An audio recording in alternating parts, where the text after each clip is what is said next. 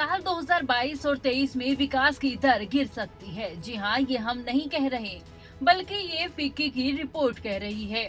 Economic outlook ने सर्वे पेश किया है, जिसमें आर्थिक विकास दर 7% रहने का अनुमान जताया है। फिक्की ने अप्रैल 2022 में किए गए सर्वे में 7.4% जीडीपी रहने का अनुमान जताया है। वैश्विक अर्थव्यवस्था और भारतीय अर्थव्यवस्था पर उसके दुष्प्रभावों के चलते मौजूदा वित्त वर्ष 2022 और 23 में देश की आर्थिक विकास दर में गिरावट आ सकती है।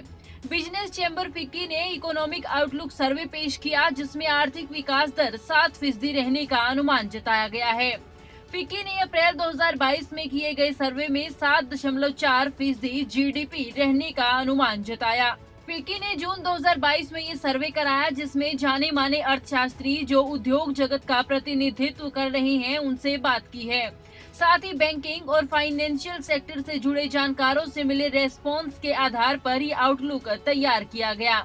रिपोर्ट में कहा गया है कि बढ़ती महंगाई और फाइनेंशियल मार्केट में अस्थिरता का असर भारतीय अर्थव्यवस्था पर पड़ा है, जिससे रिकवरी में देरी हो सकती है।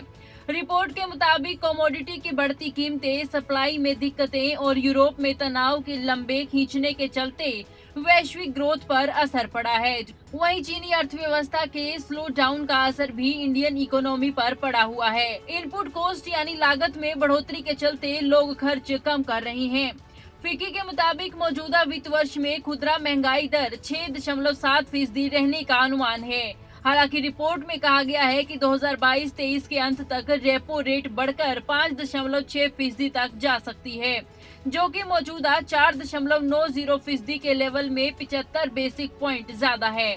यानी रेपो रेट में और बढ़ोतरी हुई तो कर्ज और महंगा हो सकता है। इसके चलते लोगों की ईएमआई पर काफी असर पड़ेगा, यानी लोगों की ईएमआई महंगी हो सकती है। जी हाँ, फिक्की की रिपोर्ट में इन अहम तथ्यों पर ध्यान दिया गया है और साथ ही कहा गया है कि अर्थव्यवस्था की रिकवरी में देरी संभव है। न्यूज डेस्क, खबरें अभी तक।